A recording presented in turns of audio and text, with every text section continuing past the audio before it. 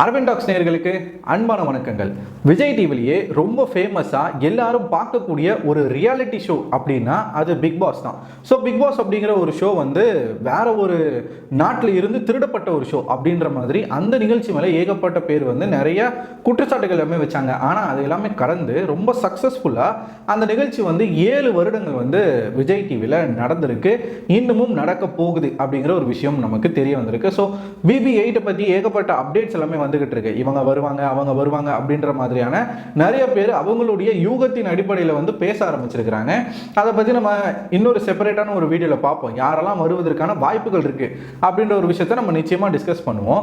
But இப்போ big pass வந்து என்னதான் வந்து விஜய் டிவியில் ஒரு ஷோவாக இருந்தாலும் அந்த பிக் பாஸ் வந்து ஃபேமஸ் ஆகிறதுக்கு முக்கியமான காரணமாக இருந்தது யாருன்னு பார்த்தீங்கன்னா திரு கமலஹாசன் அவர்கள். அதில் மாற்றுக்கருத்தே கிடையாது.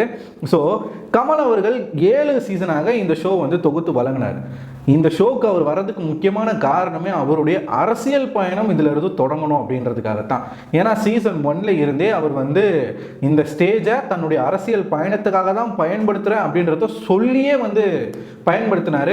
ஸோ பிக் பாஸ் ஹோஸ்ட் பண்ண ஆரம்பித்த பிறகு தான் மக்கள் நீதி மையம் அப்படிங்கிற ஒரு கட்சியும் அவர் துவங்கினார். ஆரம்ப காலகட்டங்களில் நல்லாவே போச்சு இந்த நிகழ்ச்சி, அதாவது அவருடைய ஹோஸ்ட் வந்து நல்லா போச்சு, நிகழ்ச்சி மேலே எந்த குறையும் கிடையாது. பொதுவாக வந்து பிக் பாஸ் அப்படின்னாலே வந்து ஒரு என்டர்டெயின்மெண்ட் ஷோ. இதனால சமுதாயத்தில் என்ன நடக்க போகுது, இதுக்கும் சமுதாயத்துக்கும் என்ன கனெக்ஷன் இருக்கு, இதை போய் பேசுறதுக்கு பிக் பாஸை பற்றி ரிவ்யூ பண்ணுறதுக்கு ஏகப்பட்ட பேர் இருக்காங்க. அதில் ஒருத்தன் தான் நானுமே. ஸோ நான் முன்னாடியே சொல்லியிருந்தேன் இல்லையா, வெற்றி மீடியா அப்படின்ற நம்மளோட இன்னொரு சேனல். ஸோ அந்த சேனலில் போய் பார்த்தீங்கன்னா உங்களுக்கு நல்லாவே தெரியும், பிக் பாஸ் வந்துட்டா போதும் நிறைய வந்து யூடியூபர்ஸ் வந்து பிக் பாஸ் ரிவ்யூ பண்ணுறது ஒரு வழக்கமாக வச்சுருந்தாங்க. ஸோ அந்த அளவுக்கு இந்த நிகழ்ச்சி வந்து மக்கள் மத்தியில் ஒரு ஃபேமஸான ஒரு ஷோ. ஆனால் நிறைய பேருக்கு இருக்கக்கூடிய ஒரு கொஸ்டின் என்ன அப்படின்னா, இதெல்லாம் நாட்டுக்கு அவசியமா, இதெல்லாம் ஏன்டா போய் ரிவ்யூ பண்ணுறீங்க, எதனா பிரயோஜனமாக எதனா இருந்தால் போய் பண்ணுங்கடா அப்படின்ற மாதிரி சிலர் வந்து பேசுவாங்க.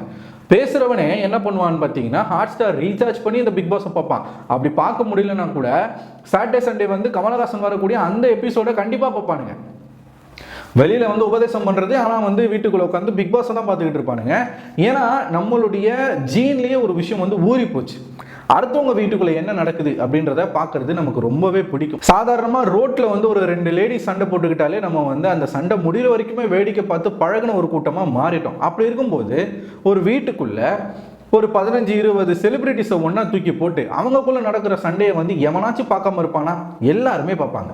சரி, பிக் பாஸுக்கும் இந்த சொசைட்டிக்கும் என்ன சம்பந்தம் அப்படின்னு பார்த்தீங்கன்னா, முதல்ல பிக் பாஸ் அப்படிங்கிறது ஒரு என்டர்டெயின்மெண்ட் ஷோ அப்படின்ற ஒரு பார்வையே தப்பான ஒரு பார்வை. இது வந்து ஒரு ரியாலிட்டி ஷோ. பிக் பாஸ் அப்படிங்கிறது இந்த சொசைட்டினுடைய ஒரு சின்ன புரோட்டோடைப் தான். சொசைட்டியில் என்ன நடக்குதோ, ரியாலிட்டியில் என்ன நடக்குதோ அதுதான் அந்த ஷோலையும் வந்து எக்ஸ்போஸ் ஆகுது. சரிங்களா? இப்போ நம்மளோட சமுதாயத்தில் ஒவ்வொருத்தருக்கும் ஒவ்வொரு குணங்கள் இருக்கும். ஒருத்தன் நல்லவனாக இருப்பான், ஒருத்தன் கெட்டவனாக இருப்பான், ஒருத்தன் பொய் பேசுகிறவனாக இருப்பான், ஒருத்தன் பொறாம பிடிச்சவனாக இருப்பான், ஒருத்தன் ரொம்ப வந்து நடிக்கக்கூடியவனாக இருப்பான். இந்த மாதிரி ஒவ்வொருத்தருக்கும் ஒவ்வொரு கேரக்டர்ஸ் இருக்கும். சரிங்களா? ஒரு நார்மல் மனுஷன் இருப்போம், ஒரு அரசியல்வாதி இருப்பார், ஒரு நடிகர் இருப்பார், ஒரு பாடகர் இருப்பார். இப்படி டிஃப்ரெண்டான வந்து தொழில் செய்யக்கூடிய ஆட்கள் எல்லாமே ஒன்றா சேர்ந்து நம்ம வாழ்ந்துகிட்டு இருக்கோம். நமக்குள்ளே என்ன பிரச்சனை நடக்குது, சொசைட்டியில் ஏகப்பட்ட பிரச்சனைகள் நடக்குது. ஒரு நல்லவனும் ஒரு கெட்டவனும் ஒன்றா இருக்கும்போது அவங்களுக்குள்ள என்ன விஷயம் நடக்குது, ஒரு தப்பு நடக்கும்போது அதை வந்து ஒரு நல்லவன் தட்டி கேட்குறான், அதுக்கு அந்த கெட்டவன் என்ன பண்ணுறான், இப்படி நிறைய வந்து சொசைட்டியில் இருக்குது. இது எல்லாத்தையும் சேர்த்து தான் இந்த பிக் பாஸ் அப்படிங்கிற இந்த ஷோவில் ஒரு சின்ன புரோட்டோடைப்பாக வந்து அவங்க வந்து பண்ணுறாங்க. ஸோ இது சொசைட்டிக்கு ஏதாச்சும் யூஸ் ஆகுமா அப்படின்னு கேட்டால் நிச்சயமாக யூஸ் ஆகும். ஏன் அப்படின்னா அங்கே இருக்கக்கூடிய ஒவ்வொரு கேரக்டர்ஸும் நம்மளோட ஒத்து போகும். பிக் பாஸ்ல இருக்கக்கூடிய ஒவ்வொரு செலிபிரிட்டிஸ் வராங்கன்னு வச்சுக்கோங்களேன். உதாரணத்துக்கு போன சீசன்ல அர்ச்சனா அப்படிங்கிற ஒரு கேரக்டர், அவங்க தான் வந்து டைட்டில் வின் பண்ணாங்க. ஸோ அர்ச்சனாக்கு இருக்கக்கூடிய ஒரு குணம் என்ன அப்படின்னு பார்த்தீங்கன்னா, ஸ்டார்டிங்கில் வந்து அவங்க வந்து ரொம்பவே வந்து பயந்த சுபாவம் உள்ள ஒரு பொண்ணு. ஸோ அவங்களுக்கு ஏகப்பட்ட பிரச்சனைகள் இருந்துச்சு, ரொம்ப எம்டியான இடத்துல அவங்க வந்து அவங்களால இருக்க முடியல. அதுக்கப்புறமா அவங்க வந்து என்ன பண்ண ஆரம்பிச்சாங்கன்னா, அங்கே இருக்கக்கூடிய சில தவறான விஷயங்களை தட்டி கேட்க ஆரம்பிச்சாங்க.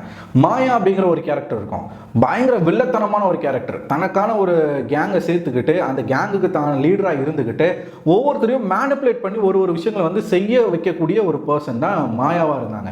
இப்படி டிஃப்ரெண்டாக ஒவ்வொரு ஆட்கள் இருக்காங்க இல்லையா, அங்கே காதல் இருக்கும், சண்டை இருக்கும், மோதல் இருக்கும், கண்ணீர் இருக்கும், அன்பு இருக்கும், எல்லாமே இருக்கும்.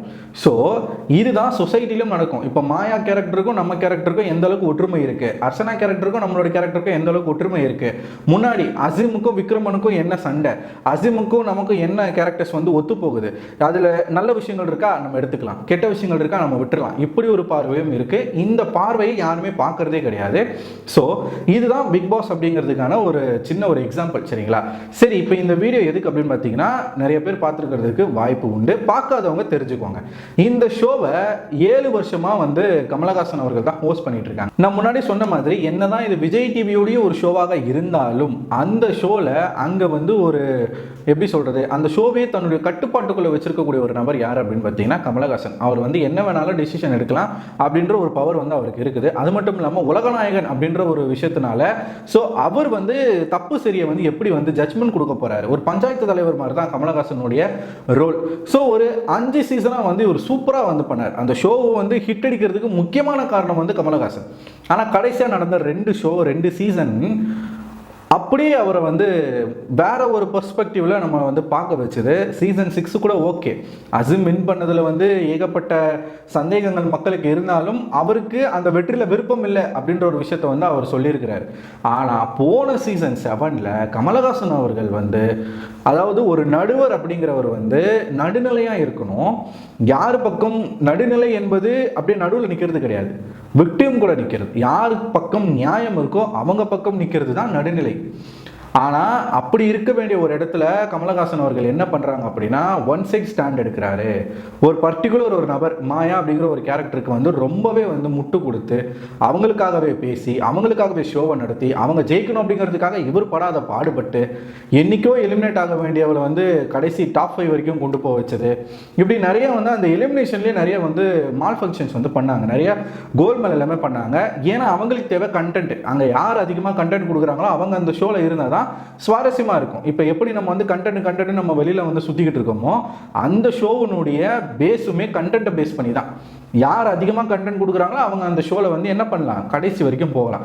ஸோ இப்படி கமல் அவர்கள் ரொம்பவே பாரபட்சமாக ரொம்பவே வந்து ஒருதலை பட்சமாக நடந்ததுனால டோட்டல் டேமேஜ் ஆனார் போன சீசனில். ரொம்ப கேவலமாக மக்கள் பேசினாங்க, இன்க்ளூடிங் ரிவ்யூவர்ஸும் பேசணும். ஸோ அந்த அளவுக்கு அவருடைய இமேஜை வந்து டோட்டலாக தரமட்டமாகிற அளவுக்கு போன சீசனில் அவர் வந்து நடந்துக்கிட்டார். அதுக்கு முன்னாடி வரைக்கும் கமலஹாசன் அவர்களை ஒரு நல்ல தலைவராக பார்த்த நிறைய மக்கள் கூட இந்த ஷோவை பார்த்த பிறகு அவங்களுடைய எண்ணங்கள் எப்படி மாறிடுச்சு அப்படின்னா, கேவலம் ஒரு நிகழ்ச்சியில் கூட இவரால் வந்து தீர்ப்பை ஒழுங்காக சொல்ல முடியல, தெளிவாக சொல்ல முடியல, நல்லவங்க பக்கம் நிற்க முடியல, இவரே ஒன் சைடாக இருக்காரு, இவரே மாற்றி மாற்றி பேசுகிறாரு. அப்போ அரசியல் வாழ்க்கையில இவர் என்னெல்லாம் பண்ணுவார் அப்படின்ற ஒரு கொஸ்டின் வந்து மக்களுக்கு எழும்புச்சு. அதே மாதிரி நான் மக்கள் நீதி மையம்ன்ற ஒரு கட்சியை தொடங்குறேன், மக்களுக்கான நீதியை கொடுப்பேன், நான் மையத்தில் தான் நிற்பேன், நான் நடு சென்டர் நக்கி அப்படின்னு தன்னைத்தானே புகழ்ந்து பேசிக்கிட்டு கடைசியில் என்ன பண்ணாருன்னு பார்த்தீங்கன்னா, மக்கள் எதை நினைச்சு பயந்தாங்களோ பதவிக்காக போயிட்டு எந்த கட்சியை எதிர்த்து பேசினாரோ அந்த கட்சியோடைய கூட்டணியில் வச்சுட்டார். கூட்டணியில் போய் சேர்ந்துட்டாரு. அவருக்கு வந்து ராஜ்யசபா சீட்டு வந்து கொடுக்க போகிறாங்க. ஸோ இப்படிப்பட்ட ஒரு நேரத்தில் இந்த சீசன் 8 அப்படிங்கிற ஒரு விஷயம் வந்து வருது. ஸோ அவருக்கு போன சீசனில் இருந்த அத்தனை கெட்ட பேர்களையும் தொடக்கிறதுக்கான ஒரு ஆப்பர்ச்சுனிட்டி இந்த சீசன் 8. ஆனால் அதை வந்து வேணாம் அப்படின்ற ஒரு முடிவு வந்து திரு கமலஹாசன் அவர்கள் வந்து எடுத்திருக்கிறாங்க. ஸோ சீசன் 8 கமலஹாசன் அவர்கள் ஹோஸ்ட் பண்ண போகிறது இல்லை அப்படின்ற ஒரு தகவல் வந்திருக்கு. ஸோ அவரே அஃபிஷியலாக அனௌன்ஸ் பண்ணிட்டாரு, நான் இந்த சீசனை வந்து ஹோஸ்ட் பண்ணலை, 7 வருஷமாக வந்து நான் வந்து ஒரு பயணம் பண்ணேன், இந்த பயணம் வந்து கொஞ்ச நாளைக்கு நான் வந்து ஓய்வு எடுக்கிறேன், ஏன்னா கண்டினியூவாக வந்து ஷூட்டிங் இருக்கிறதுனால என்னால் வந்து அதை தடுக்க முடியல. அவர் வந்து ஒரு பிளான் பண்ணிட்டாரு. என்ன பிளான் அப்படின்னு பார்த்தீங்கன்னா, இந்த வருஷம் ஃபுல்லாக வந்து படப்பிடிப்பில் வந்து முழுமையாக கவனம் செலுத்தணும், எவ்வளோ முடியுமோ நடிக்கணும். அடுத்த வருஷம் வந்து 2025ல ராஜ்யசபா எலெக்ஷன் வருது. அங்க வந்து அவருக்கு வந்து என்ன கிடைக்க போகுது, ராஜ்யசபா சீட்டு கிடைக்க போகுது டிஎம்கே பார்ட்டி மூலமா. ஸோ ஆப்வியஸா அவர் என்ன ஆயிடுவாரு, ராஜ்யசபா மந்திரி ஆயிடுவாரு. ஸோ அவருடைய அரசியல் பயணம் வந்து அங்கே தொடங்கிடும். அதுக்கு நடுவில் இந்த ஷோ வந்து தன்னால் கான்சென்ட்ரேட் பண்ண முடியாது அப்படின்ற ஒரு முடிவை அவர் எடுத்திருக்கலாம். அதனால அவர் வந்து இந்த சீசன்ல இருந்து நான் வந்து ஓய்வு எடுக்கிறேன் அப்படின்ற விஷயங்களை சொல்லியிருக்கிறார். தற்காலிகமான ஓய்வு அப்படின்றது வந்து ஸ்மால் பிரேக் அப்படின்றத வந்து அவர் வந்து குறிப்பிட்டிருக்கிறார். சரிங்களா? சரி, இப்போ எல்லாருக்கும் இருக்கக்கூடிய ஒரு கேள்வி என்ன அப்படின்னா, பிக் பாஸ் அப்படின்ற ஒரு விஷயத்துக்கு ஒரு அடையாளமாகவே வந்து கமலஹாசன் அவர்கள் தான் விளங்கினாங்க. ஏன்னா வீக் டே எபிசோட பார்க்குறவங்கள விட வீக்கெண்ட் எபிசோட பார்க்குற மக்கள் ஜாஸ்தி, அந்த எண்ணிக்கை தான் ஜாஸ்தி. டிஆர்பி அப்போ தான் எகிரும். யாருக்காக வருவாங்கன்னு பார்த்தீங்கன்னா கமலுக்காக மட்டும்தான் வருவாங்க. அவர் என்ன பேச போகிறாரு, ஒரு வாரத்தில் நடந்த பிரச்சனைலாம் மக்கள் மனசில் வச்சுப்பாங்க. இந்த பிரச்சனை வந்து இவர் என்ன பேச போகிறாரு, எதை பேசுவார் எதை பேச மாட்டார் அப்படின்றத பார்க்கறதுக்காகவே வீக்கெண்ட் எபிசோட பார்ப்போம். ஆனால் இப்போ வந்து இவருக்கு ரீப்ளேஸ்மெண்ட்டாக யார் வருவா அப்படின்ற ஒரு கொஸ்டின் வந்து எல்லாருக்கும் எழுந்திருக்கு. கமல் அளவுக்கு இந்த ஷோவை வந்து தூக்கி நிறுத்தக்கூடிய ஒரு கெத்து இருக்குது அப்படின்னா அது யாருக்கு, எந்த நடிகருக்கு இருக்குது? இல்லை நடிகர் வருவாரா, இல்லை நடிகை வருவாங்களா? ஏன்னா ஒரு கட்டத்தில் வந்து ரம்யா கிருஷ்ணன் வந்தாங்க, ஒரு எபிசோடு வந்து அவர் கமலஹாசன் அவர் இல்லை அப்படின்றதுனால ரம்யா கிருஷ்ணன் வந்து ஹோஸ்ட் பண்ணாங்க. அதுக்கு முன்னாடி வந்து சிம்பு அவர்கள் வந்தாங்க. ஸோ இவங்களில் யாராச்சும் வருவாங்களா, இல்லை புதிய நபர்களை கொண்டு வர போகிறாங்களா அப்படின்ற ஒரு கொஸ்டின் எல்லாருக்கும் எழுந்த நிலையில் விஜய் சேதுபதி அவர்கள் வந்து இப்போ இந்த சீசன் 8க்கு வரப்போகிறாரு அப்படின்ற ஒரு ரூமர் தான் பரவிக்கிட்டு இருக்கு. இது அஃபிஷியலான ஒரு அனௌன்ஸ்மெண்ட் கிடையாது. இந்த அன்அஃபிஷியல் அனௌன்ஸ்மெண்ட்லேயே வந்து மக்களுக்கு ரெண்டு விதமான கருத்துக்கள் இருக்கு. சிலர் வந்து என்ன சொல்றாங்க அப்படின்னா, இவர் வந்து ரொம்ப சாஃப்டான பர்சன், இவர் வந்து சிரிச்சுக்கிட்டே இருப்பாரு, யாருமே இவர் வந்து திட்ட மாட்டாரு. இப்போ பிக் பாஸ் அப்படின்ற போது ஒருத்தவங்க தப்பு பண்ணாங்கன்னா அதுக்கான ரியாக்ஷன் வந்து பயங்கரமா இருக்கணும். நீங்க வந்து சல்மான் கானையும் நீங்க மோகன்லாலையும் எடுத்து பார்த்தீங்கன்னா வேற மாதிரி, நாகார்ஜுன்லாம் வேற மாதிரி பண்ணிட்டு இருக்காங்க. ஸோ பெஸ்ட் ஹோஸ்ட் அப்படின்னா அது வந்து நாகார்ஜுன் தான் அப்படின்ற ஒரு பேரை வந்து எடுத்து வச்சிருக்காரு. அவருக்கு கீழே சல்மான் கான் இருக்காரு. ஏன்னா அவர் அங்கே ஹிந்தியில் பண்ணக்கூடிய சம்பவம்லாம் வேற மாதிரி. அந்த அளவுக்கு இங்கே தமிழில் கமலஹாசன் பண்ணுவாரான்னு கேட்டால் கிடையாது. அவர் ரொம்ப கம்மியாக தான், ரொம்பவே நாகரிகமாக வந்து கோவத்தை கூட நாகரிகமாக காட்டக்கூடிய ஒரு நபர், சரிங்களா? ஆனால் அதில் ஏகப்பட்ட வில்லத்தனம் இருக்கும், அது வேற. விஜய் சேதுபதி இதுக்கு செட் ஆக மாட்டாருங்க அப்படின்ற ஒரு விஷயத்தை வந்து சில பேர் சொல்லிக்கிட்டு இருக்காங்க. இன்னும் சில பேர் என்ன சொல்றாங்க அப்படின்னா, கமலஹாசனுக்கு ஒரு ரைட் ரீப்ளேஸ்மெண்ட்டாக கண்டிப்பாக விஜய் சேதுபதி இருப்பார்.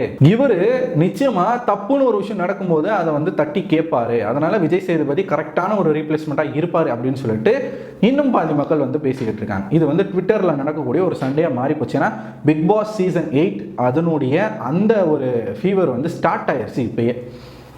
நீங்கள் என்ன நினைக்கிறீங்க? இப்போ கமலஹாசன் போயிட்டாரு, விஜய் சேதுபதி ரீப்ளேஸ்மெண்ட்டாக வரலாம் அப்படின்ற ஒரு ஆப்ஷன் இருக்குது. விஜய் சேதுபதி இதுக்கு வந்து செட் ஆவாரா அப்படின்னு நீங்கள் நினச்சிங்கன்னா கமெண்ட் பாக்ஸில் கமெண்ட் பண்ணுங்கள். இல்லை ப்ரோ, இவர் வேலைக்கு ஆக மாட்டார் ப்ரோ, இவருக்கு பதிலாக வேற ஒருத்தர் வந்தால் நல்லா இருக்கும் அப்படின்னு நீங்கள் யாரை நினைக்கிறீங்களோ, அது வந்து ஆக்டராகவும் இருக்கலாம், ஆக்ட்ரஸாகவும் இருக்கலாம், அவங்களுடைய பேரை கமெண்ட் பாக்ஸில் கமெண்ட் பண்ணுங்கள். யாருடைய பேர் வந்து அதிகமாக கமெண்ட் பாக்ஸில் வருது அப்படின்றத நம்ம பார்ப்போம். ஸோ உங்கள் எல்லாருக்கும் பிக் பாஸ் பிடிக்குமா பிடிக்காதா, நீங்கள் பார்ப்பீங்களா பார்க்க மாட்டீங்களா, அதையும் நீங்கள் வந்து கமெண்ட் பாக்ஸில் கமெண்ட் பண்ணுங்கள். என்னை பொறுத்த வரைக்கும் இது ரியாலிட்டி ஷோ, இது வந்து ஒரு ப்ரோட்டோடைப். ஸோ அதை பார்க்குறது வந்து தப்புன்னு சொல்ல மாட்டேன், சரின்னு சொல்ல மாட்டேன். உங்களுடைய கேரக்டர் வந்து யாரு கூடயாச்சும் ஒத்து போகுது, நீங்கள் எப்படி இருக்கீங்க அப்படின்றத நீங்கள் தெரிஞ்சுக்கணும்னு நினச்சிங்கன்னா இந்த ஷோவை நீங்கள் தாராளமாக பார்க்கலாம். ஏன்னா நிறைய விஷயங்கள் எனக்குமே வந்து சில பேரோட ஒத்து போயிருக்கு. அதை நான் பார்த்த பிறகு தான் நான் ரியலைஸ் பண்ணேன்.